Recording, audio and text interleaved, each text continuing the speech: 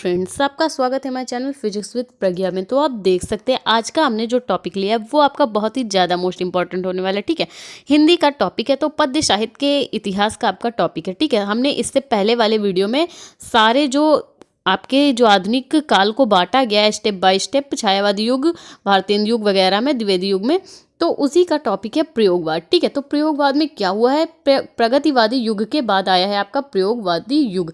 तो देख सकते हैं आप इस युग में क्या क्या हुआ, तो देख सकते हैं प्रगतिवादी युग के साथ साथ ही मनुष्य के मन में यानी कवियों के मन में यथार्थ को, जो उस टाइम पे चल रहा था यथार्थ, यानी कि उस टाइम पे क्या चल रहा था, गांधी जी का आंदोलन चल रहा था, 1943 की ये बात है। ठीक है, तो उस टाइम पे क्या था, गांधी जी का आंदोलन चल रहा था अंग्रेजों के विरुद्ध, देश को आज़ाद कराने। तो क्या था, पहले के जो प्रगतिवादी कवियों में क्या था कि वो कल्पनाओं के माध्यम से रचनाएं करते थे, लेकिन जो आपके प्रयोगवाद में है वो जो उस टाइम पे अंग्रेजों का अत्याचार था, जो मनुष्य पे, जातियों पे कर रहे थे, विभिन्न धर्मों पे पूजा न करने देना, मतलब कि जो भी धर्म परिवर्तन और ऊंच नीच जातिवाद जो था, उसको देखते हुए कवियों के मन में आया कि हम यथार्थ को व्यक्त करें, अपनी कविताओं के माध्यम से, अपनी रचनाओं के माध्यम से यथार्थ को व्यक्त करें। तो उसी का सीधा सा उदाहरण आपका प्रयोगवाद में देखने को मिला है। ठीक है, उनकी रचनाओं के माध्यम से। तो देख सकते हैं आप प्रगतिवादी युग के साथ साथ ही कवियों के मन में यथार्थ को व्यक्त करने की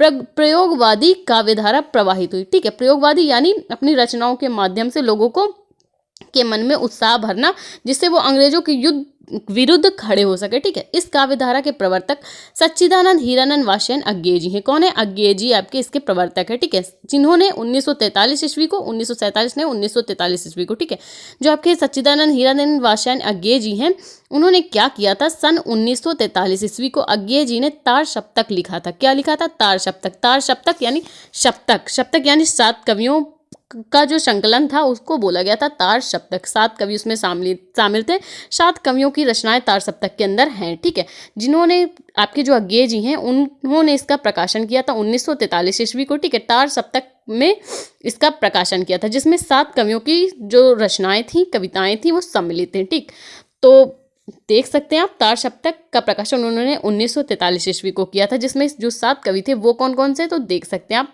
उस संकलन में अज्ञेय जी थे, गजानन माधव मुक्तिबोध जी थे, गिरजा कुमार माथुर जी थे, प्रभाकर माचवे जी थे, नेमीचंद जैन जी थे, भारत भूषण थे, रामविशाल शर्मा थे।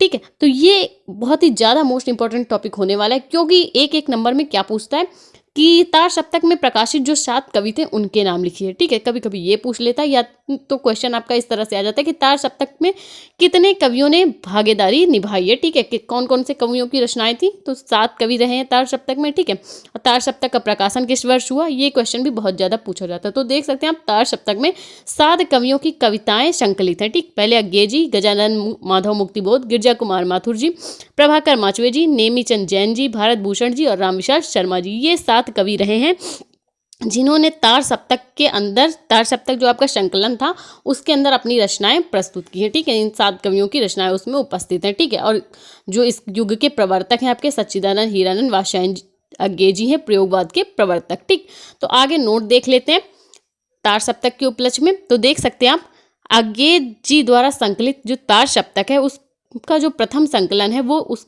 जो प्रथम संकलन आपका संपादित हुआ है, प्रकाशित हुआ है, वो कब हुआ है, सन 1943 ईस्वी में। द्वितीय तार सप्तक का 1951 ईस्वी में, और तृतीय तार सप्तक का 1959 ईस्वी में। ठीक है, बहुत ही ज़्यादा मोस्ट इंपॉर्टेंट टॉपिक है, 1 नंबर में पूछा जाता है कि तार सप्तक का प्रकाशन किस वर्ष हुआ।